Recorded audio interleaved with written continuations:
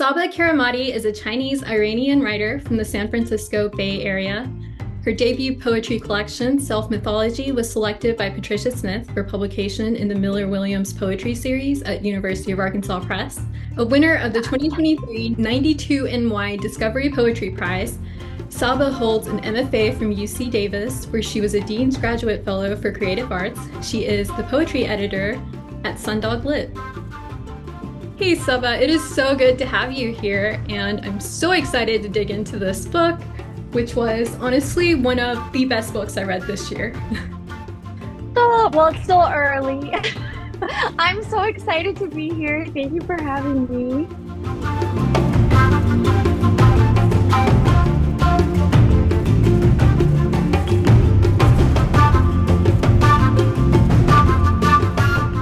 Please tell me all about how release has been for you, because I feel like it's been very unusual. Yes, it is very unusual. So, one of the first conversations that I ever had with like the head person of publishing at UArk Press was him telling me they really wanted to get the books in this series out quickly because AWP was so early in 2024. So usually it's in March. This year they had it at the very beginning of February. So they had like kind of told me, here to like make some quick edits. Like, will you be able to turn copy edits around in 2 weeks, et cetera, et cetera. And I like totally understood. And I was like, yes, yes, absolutely. They gave me like a little timeline and I talked with the editor and we made it all work. And they had sent them all to the printer like before AWP so that they would have them by AWP, but they didn't get them. um, so what ends up happening with some presses is I learned about this recently. Like they also have the print on demand option for like distribution centers. So my distribution center can print the books and send them out. So once they were at the printer, everyone that had like pre-ordered or even me, my author copies and the press, they just like went out. So they ended up being available like a week after AWP, which was so sad. But it was still like it was still a surprise. Like I kind of thought, oh, they'll just hold it till April, but I guess they don't do that. So it came as a surprise to me. I didn't know that I was going to be early either until like my friends started texting me and they were like, I got an email that your book shipped. And I was like, oh. And I think having worked at Lit Mags, I've seen it happen sometimes. Like pre-orders will come a month early, 3 weeks early, but not like months early. That was new for me. So we're just rolling with it now. I've been really lucky to have a few opportunities for interviews and stuff. So I do feel like I'm kind of doing something, but it was definitely a surprise for it to come early. And I don't know, it just means it's more time in the world, so I'm happy. That's great to hear that you're happy about it. Are you still going to honor the original release date with like a launch party or anything? I think I'm gonna do a big launch party. I think I'll do readings. I actually ended up doing my first reading with the book in February just because I had it, but it was a reading with Tracy Fouad for Portal, and that book's also amazing. But we had planned that before I knew my book would be here early, so it was kind of a surprise. And I think it kind of does take the pressure off of a launch in a way. I'll just be reading and be happy. I'm going to be in California in April. So that's where a lot of my family is. And so I'll do a reading there, and that will kind of feel like a launch. And that's all I really care about is the people that I can celebrate with, have an opportunity to celebrate with, even if it's a reading versus a launch. What's really the difference? So I'm just happy I get to like put it in the hands of people I love. Can you tell me more about your grad school experience?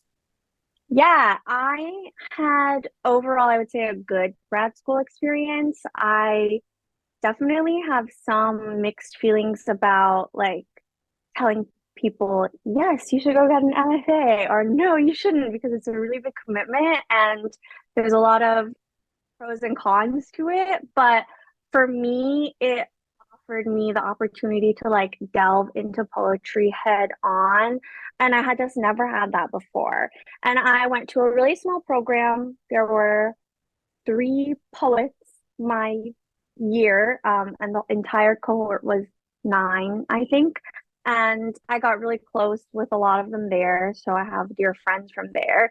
And I think ultimately what made it a good experience for me was my cohort and UC Berkeley. I mean, UC Berkeley, that's not where I went. Oh my God.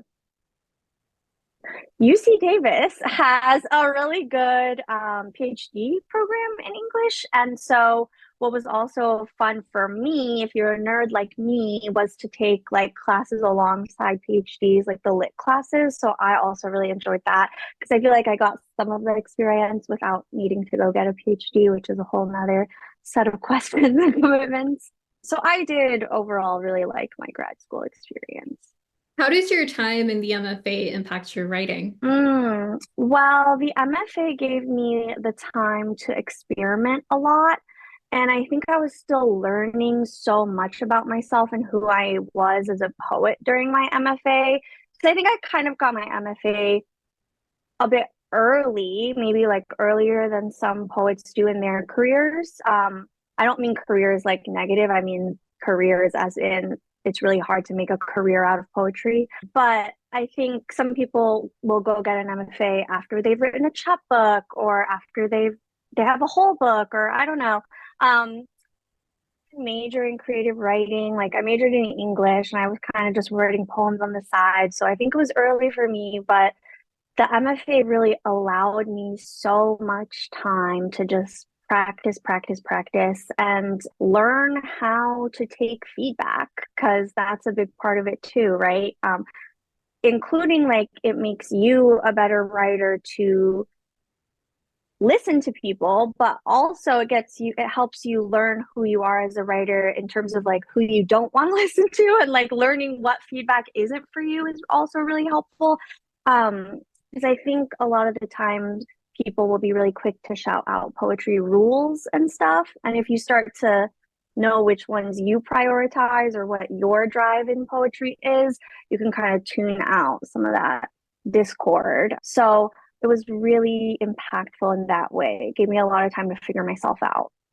How much of self-mythology do you think comes from that time in your life? Yeah, well, in the version, not even version, because it's so different. I will say about half of the poems that are in my book were developed in my MFA program. So either that means like started, even if they'd been radically revised. It was about half the poems, and then half the poems I wrote after. How have you managed to maintain a writing practice after grad school? I'm very lucky to have a very amazing full-time job that allows me to work a 32-hour work week and has a really generous vacation policy so that I can go to workshops or residencies and, be able to build that time into my day-to-day work life. Obviously, it's still a lot to balance. Work takes up the majority of my days, but I do feel very blessed to be able to know that I can like apply for all these summer things and have annual periods of time, whether that's programs or residencies or whatever, like built in. I can plan for those because I have the vacation time. So I think hard to say like go find a job that'll let you have that because they're not that easy to find. But I think if you can find a job that allows you to prioritize your writing and just doesn't take so much out of you that it still gives you energy to write, that's like where the balance comes from. Because I've also had jobs that I just, they take all my brain power and I have nothing to give to poetry after that. Do you mind my asking how old you were when you went to grad school? Oh, when I went to grad school when I was 24 years old. So I took a 2 year gap between my undergrad and my graduate programs. Did you appreciate having that gap? I think if I didn't have that gap, I don't know that I would have gone to grad school because a big motivating factor for me to apply to grad school was that I hated my job and I had no idea what I wanted to do with the rest of my life. And my friend was like, well, you really like poetry. Why don't you go to grad school? It's like, yeah, that'll do it. That'll solve it. It didn't solve all my problems, but I was making like $1,000 working at a university and I was tearing my hair out. And the stipend at UC Davis was like 22,000. And I was like, whatever, like I'll take a pretty small pay cut and just go to grad school. I went to grad school right after my undergrad, and then it was really, really hard to find a job after because I didn't have any work experience. Um, so I do think the work experience was helpful for post grad school too. That's true. so what is your job? What do you do? Yeah, I work at a nonprofit news outlet. It's called Prism, and it's solutions journalism, or basically journalism that focuses on marginalized people, telling stories from the ground up. So stories like written about by people who are in those communities. And I'm not a journalist, I work on the operations side, but it's a really, really amazing place and has taught me a lot about the importance of language. So it works out to be a poet there. That sounds awesome.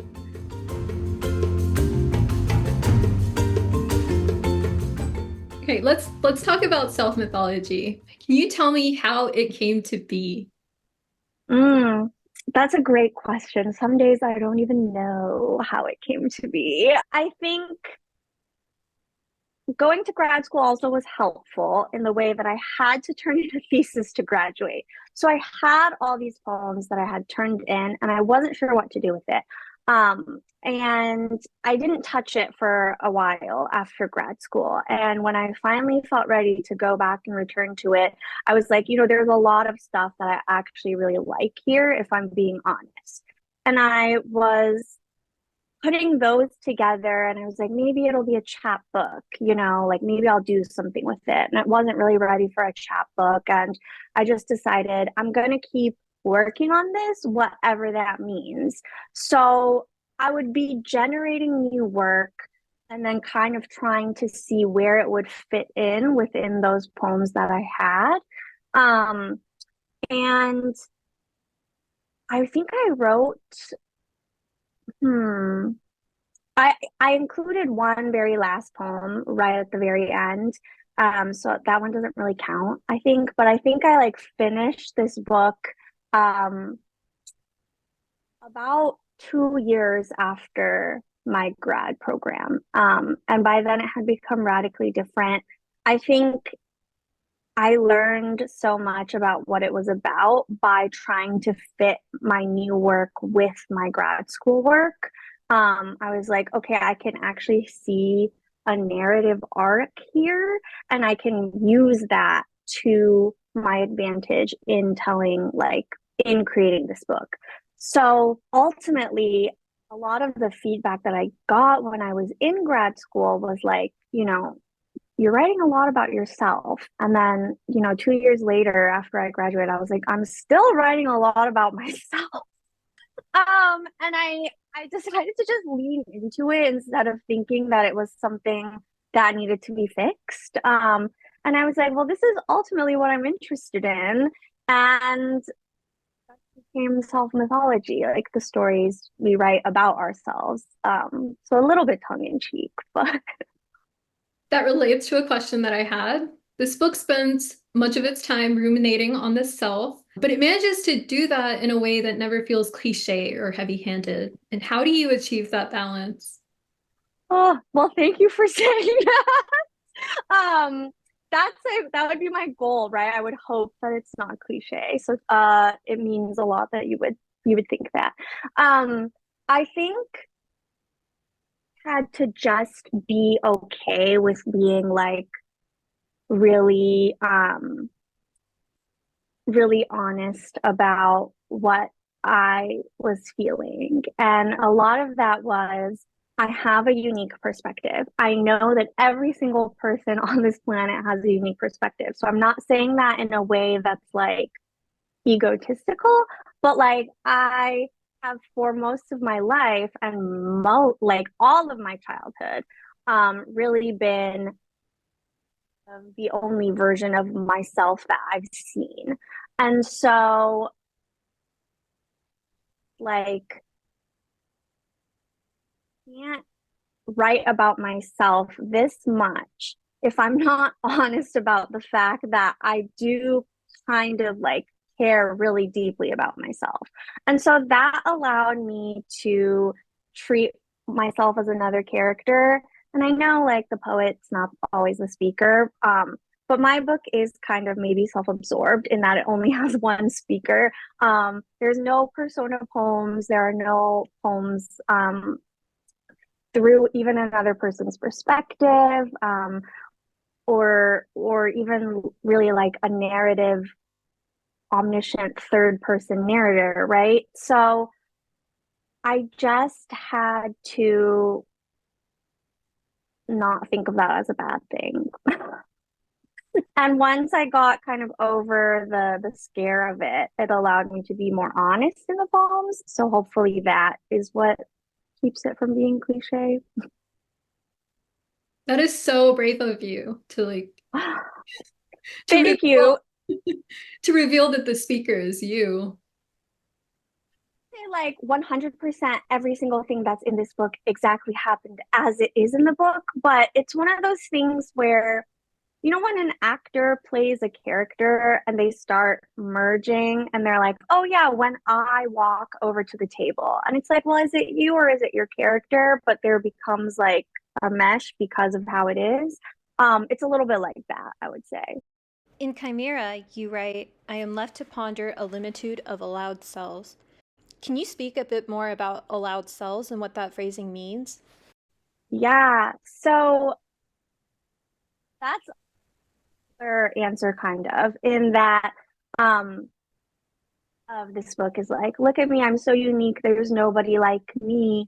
And then another part of it is kind of like, oh, we all I find myself in XYZ. I find a part of myself here and there and over there. So in a loud self, I'm like, okay, there's only so many versions of something. So there's only so many versions of a person. And it's going to be the most unique or the only unique thing 100% of the time. That's just not possible. Like, I'm not the only an Iranian mixed person on the planet. That's just not a thing. There are more of us. So I think it's like, okay, is dealing a little bit with like what does it mean to be original and what does it mean to like see yourself somewhere. Speaking of Chimera, are you interested in or do you see your work in conversation with any other mystical creatures? I want to. I think that mythical creatures are really interesting and they allow for this level of surrealism that we don't necessarily get in day to day. Um, I need to do more research because I want to like delve into specific myths and creatures that are like related to my ancestry. And that's just not where I've focused that much of my time yet. I think Chimera is an easy one just because it's like a two-in-one mix. That does make me wonder about the title, though. Can you talk a bit about the title and how you arrived at it? The title of that poem or the title of the No, no, collection? no, the title of the whole collection, Self Mythology. Like, what does that mean? Yeah, so very interesting. The poem Self Mythology is one that I drafted and it was originally called Creation. And I wanted to call it Creation Myth, but I had already had another poem in the manuscript called Myth. So I just called that one Creation. And then when I was revising, um, Myth was like a creation story that was also a love poem. And once I realized like creation as a theme in my collection, I realized that poem, Myth, was an outlier, in that its creation dealt with two people instead of like a self creation. And I was like, okay, I want all the poems about creation to be about a self creation. So I took that one out. And then I was like, oh, I really, really miss the word myth in here. And so then I was like, okay, maybe creation myth, but that just didn't seem right because a creation myth is a story we tell about something else. It's not a story we tell about ourselves. So then I was like, okay, it's a self creation, it's a self myth, it's a self mythology. And so I retitled that poem that, and it ultimately became the poem that I felt like was a really key poem, and so I titled the whole collection after it. Speaking of that poem, I was surprised to find it so late in the book, though I do love that the whole book seemed to be building up to it, and that like the first lines of that poem also seem to speak to that effect. How did you come to the decision to order the book that way? Yeah, well, when I was doing it, it still didn't have a title as a whole. I was ordering it just solely as I felt based on the narrative I wanted to convey. And once I had that figured out, I was like, okay, this is what I'm doing. And I had to have a title. And I will confess that titling is actually my least favorite part of writing. I find it really, really difficult. And so I had this like list in my phone or in the notes app, just like titles, question mark, question mark, question mark. And I went through the book a ton of times, just like pulling out phrases that I thought might work. Um, and you know, sometimes it's about a thing where it's like, just don't reinvent the wheel, Saba. Just do the thing and name the title of the collection after a key poem in the collection. So when I got to that as an idea, I went through and I tried to think of what really were the key poems, and that one stuck out. And then its hyphenation stuck out because it's like a two in one word, but two words. And I was like, this is just what it is. And then once I started calling that in my head, calling the book that in my head, I was just like, this is it. Like the entire book is a self mythology. And I'm silly for not noticing that earlier.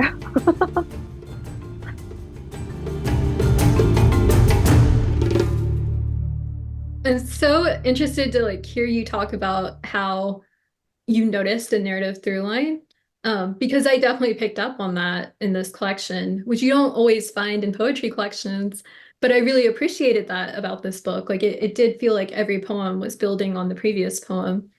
And it made me wonder if you write any fiction. Oh goodness. I wanted to be a fiction writer back in the day. Now I think maybe plot is not my forte. It seems like every story that I wrote was just a story where nothing happened. Like there was no plot elements and they were just like very deep introspective monologues essentially. I start off kind of as a fiction writer. It's why I got into creative writing as a subject, and ultimately I started the creative writing elective, because I wanted to write fiction. And then the class that I was taking made us write poetry. And I was like, oh, actually, I think this is the one for me. But narrative is always where I've gotten my inspiration, like the way things change within a narrative, how it's one story and it can start off in one place and end up in a radically different place is like the key draw for me for like also creating surprise in my poetry. So yeah, maybe that is a fiction influence. I love that. So you didn't start out as a poet.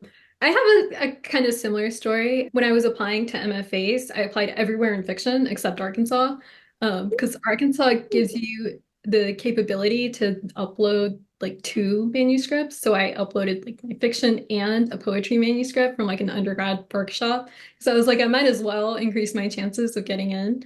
Then I got in poetry. So Oh my God, that's I don't know. I find that so hard to believe, but I'm like, you're an amazing poet. So that it's kind of like one of those things where, okay, yeah, sometimes poetry just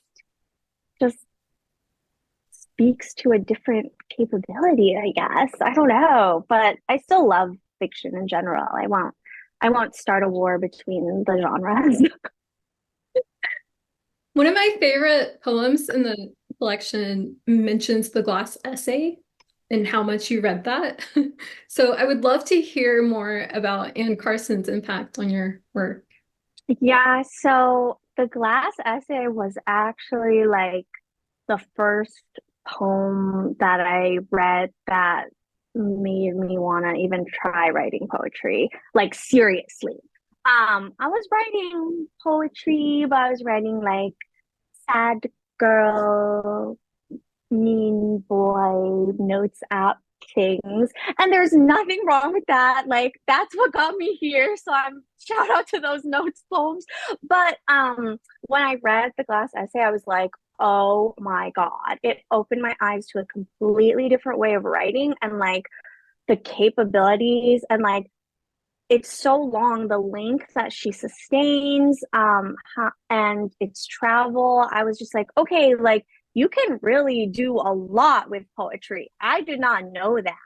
So that poem is also like a little hug to my younger self, who like truly had her eyes opened by Anne Carson. I just think her writing's beyond, and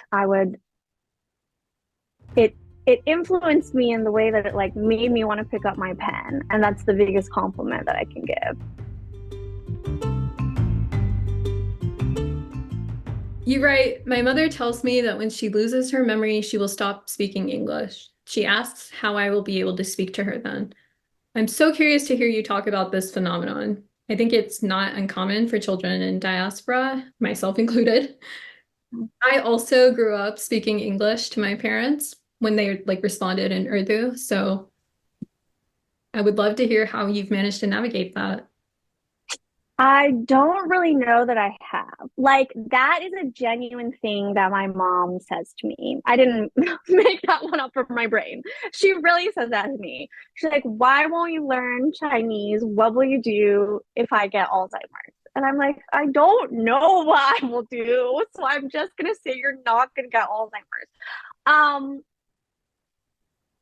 really hard to think about. It's really sad to think about, to be honest. And I guess the best way that I navigate it is to really, really hope that it does not happen. Um,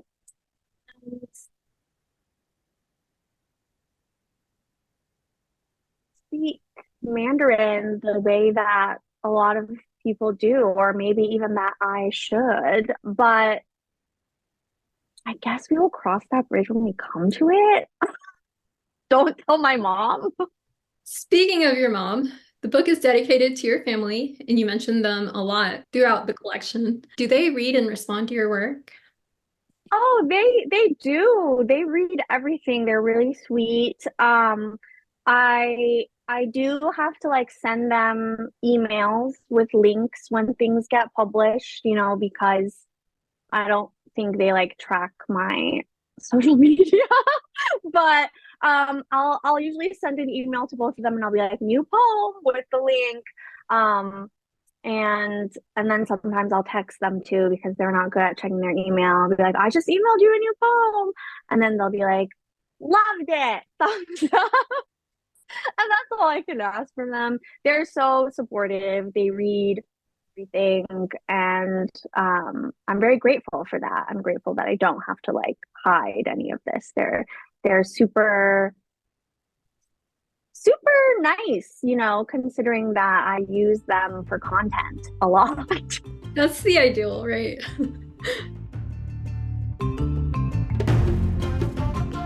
How do Okay. mirrors function in the book and in your life? Oh, mirrors. I am a person that's very guilty of looking at my reflection in every possible surface.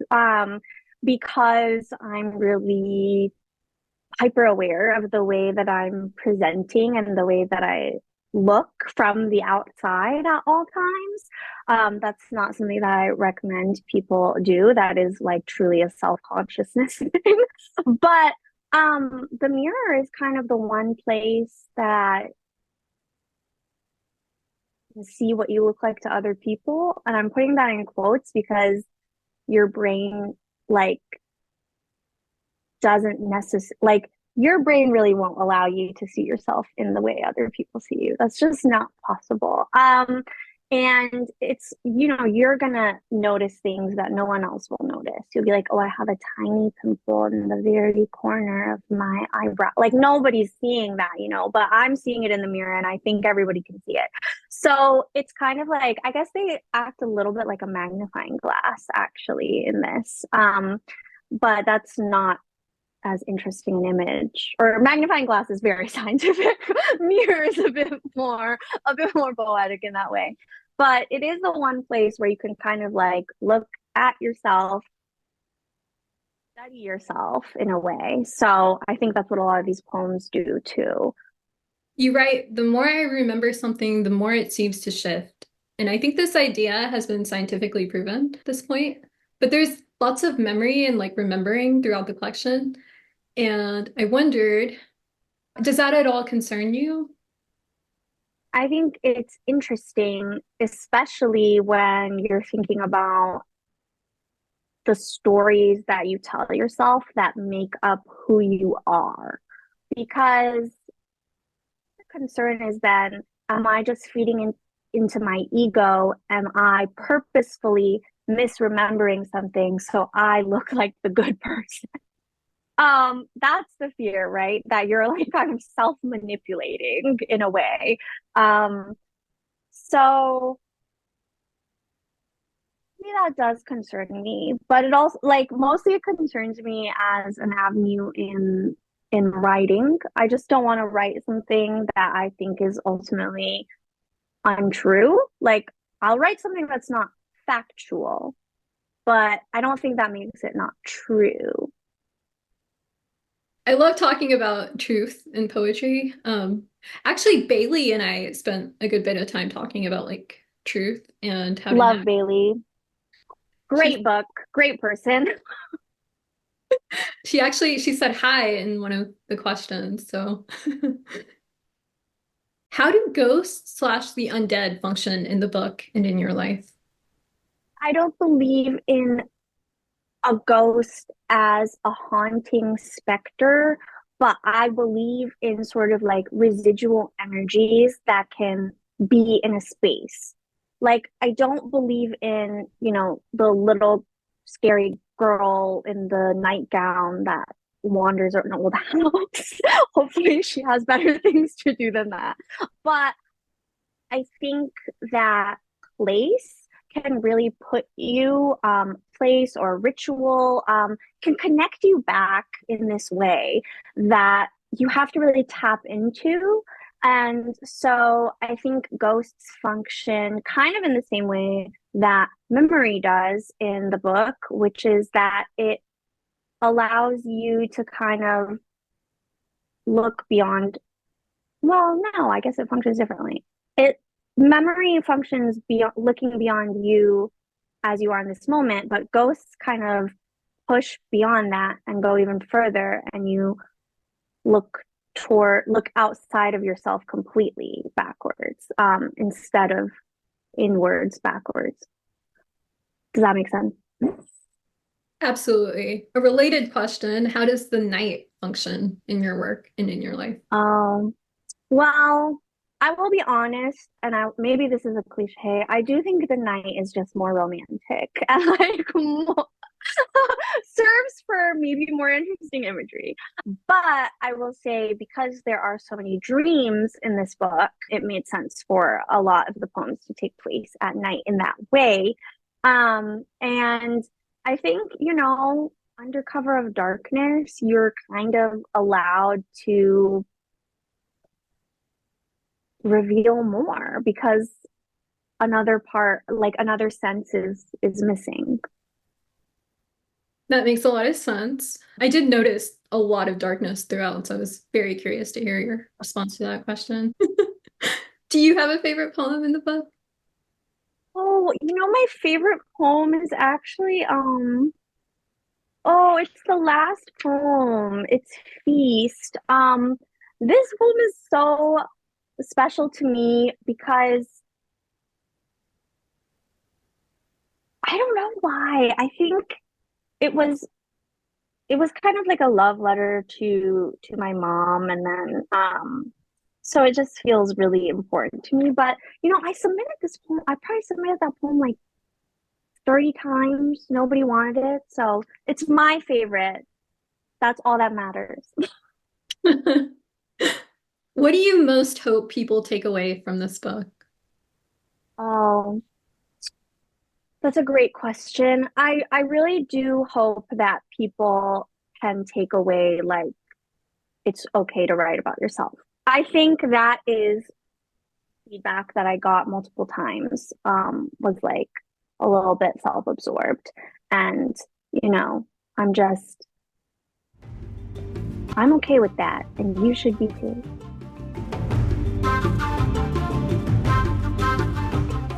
Do you have a prompt? I do. So this is kind of sly. This is the prompt I was given, that kind of made me realize that I was writing about myself. But my prompt for readers would be try to write a poem that has no pronouns in it. So no you, including the self, no I, no you, no she, no he, no pronouns, and see where that gets you. Because it got me to somewhere. I kind of used that to write one of the poems in this book, and I failed at the experiment, but it made the poem better. So be okay with failing. That's a great prompt. My thesis advisor has this thing that he makes us do every like the end of every semester where he's like teaching workshop where he like has you write a letter where you don't use any to be verbs. Ooh. Which is like surprisingly hard. But I feel like Yeah, it's that's a good one. That's a lot. Like, that's really hard now that I'm thinking about it. yeah, it's quite hard. I mean, Especially that's what's interesting about it, right? Like, it really forces you to be unusual. no, I love constraints. I think they make the best prompts because like you're forced to like really think. You have a series of poems called Cento for loneliness and writer's block and the fear of never being enough, despite being surrounded by Asian American poets, which is a great title. Can you talk a bit about that loneliness and fear and how you've overcome them? Or if you haven't overcome them, feel free to share some advice with people who are experiencing the same. Yeah, I think I definitely have not overcome. I think I really am continuously awed by, the community of like BIPOC poets, but Asian American poets specifically for me because of who I am, have like created their own communities within the landscape of American poetry, including like academia and contests and publishing and all that stuff.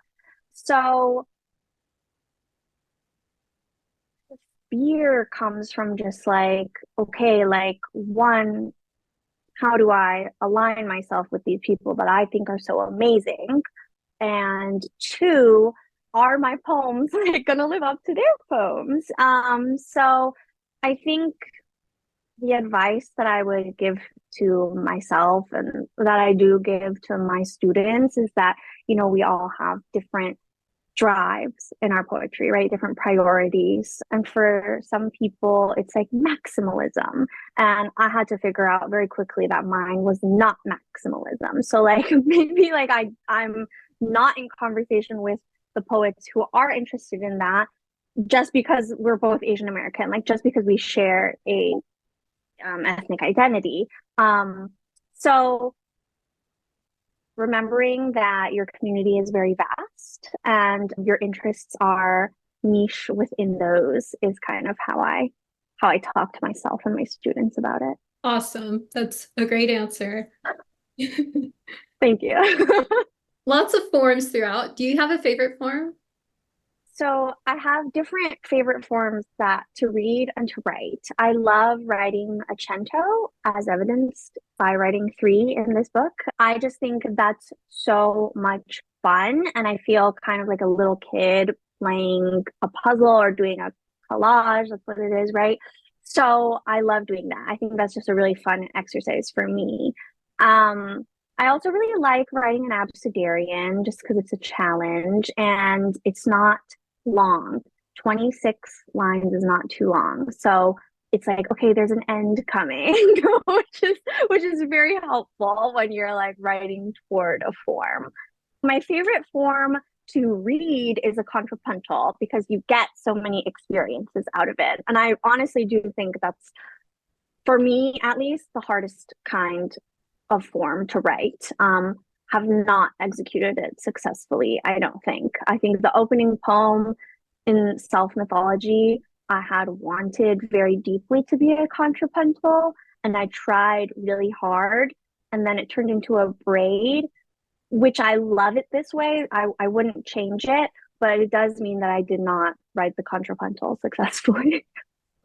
Honestly, every single poem in this book, I was like having to stop and exclaim. So I loved the opening. I loved every single poem, honestly. Of But do you course, have you a are favorite? so sweet. What are your best strategies for revision? Oh, yeah, that's a wonderful question. I think I like to take time, and I know that's something not everyone likes to hear because it's not fast. It's not a really easy quick revision strategy.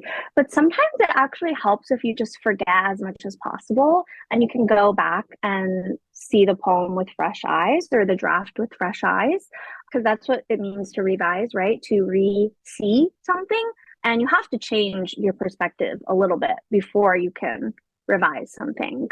So I think taking time is really helpful. Sometimes if you want to cheat, maybe just try to write the poem as you remember it, like 2 days later.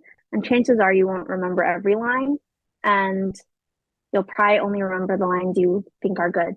So, um, you know, axe the rest of it. That's great. I'm going to try that. Can you talk a bit about your submission process for Self Mythology? Yeah, so I definitely think the best way to get through the submission process is to listen to people talk about the submission process and just be really honest and transparent. So I submitted Self Mythology. I just did the stats for another interview, I think 28 times. And in submission fees, it cost $490. And that was like with some fee waivers, right? So it's expensive. Like we can be really, really honest about that fact. It costs a lot of money and it takes a lot of time, and so much of that is out of your control.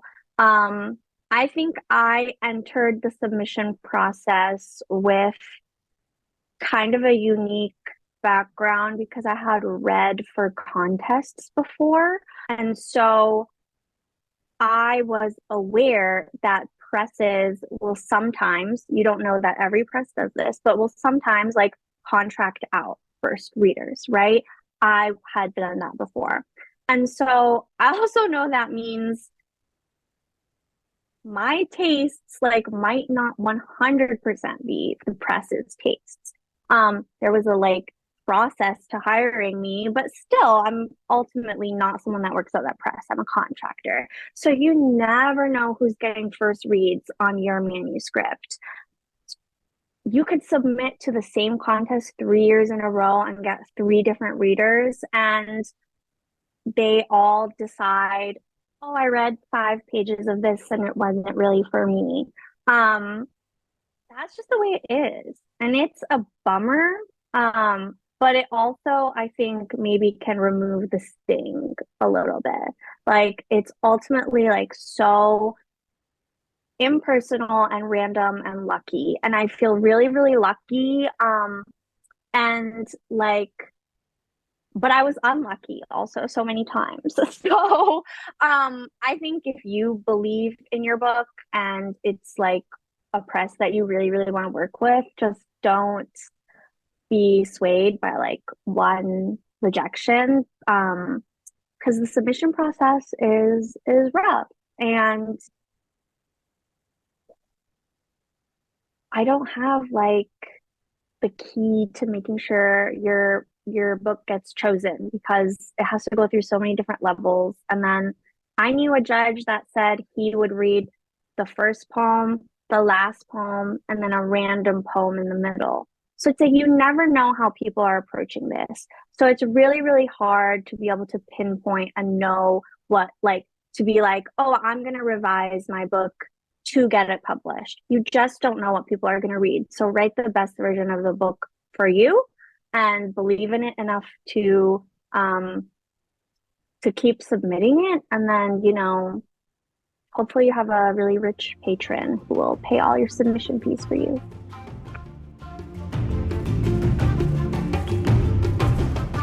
So you've mostly answered the audience questions already, but I feel like my friends will be very upset if I don't ask you about the cover art. So Oh, it'll the be your last cover. question. Yes. So I will say I got really lucky. This cover art existed like before Self Mythology, the book. So that was lucky. Like nobody designed it. Because to be honest, if I had asked for something designed, I wouldn't even have known what to ask for. I'm really very much not a visual thinker, which is why I'm a poet.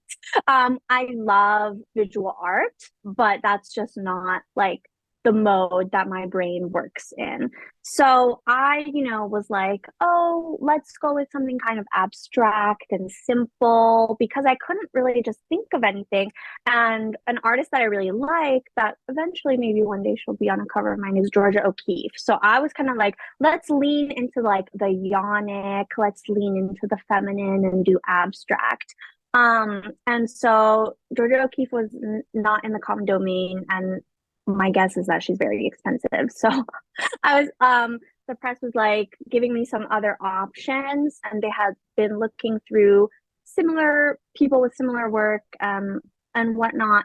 And then a friend who had read my manuscript texted me this picture and was like, I think you would like this girl's art.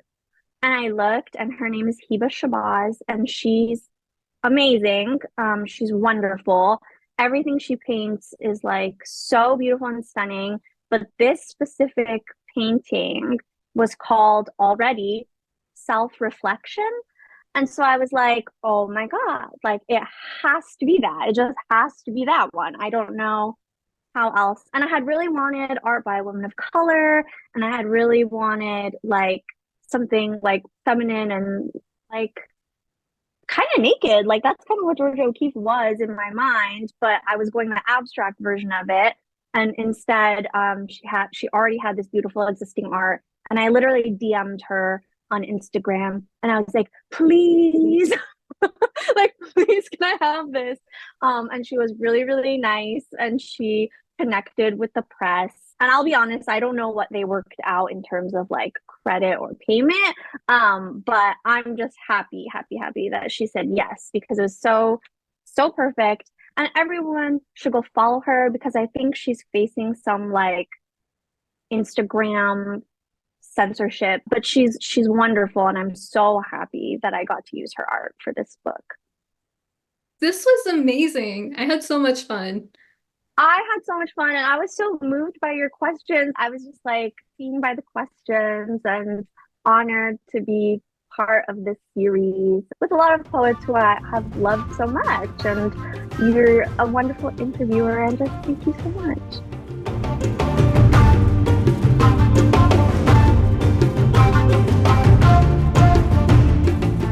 My cat is here. She never comes. First of all, I'm so honored. I'm like delighted to be looking at her. Can I ask her name? Nina. Hi, Nina. She's rubbing against the computer. I feel so special. Oh my god. Really cute. I feel like she knows that you have cats. I'm like, my cats should come say hi, but they also usually don't come to the laptop that much.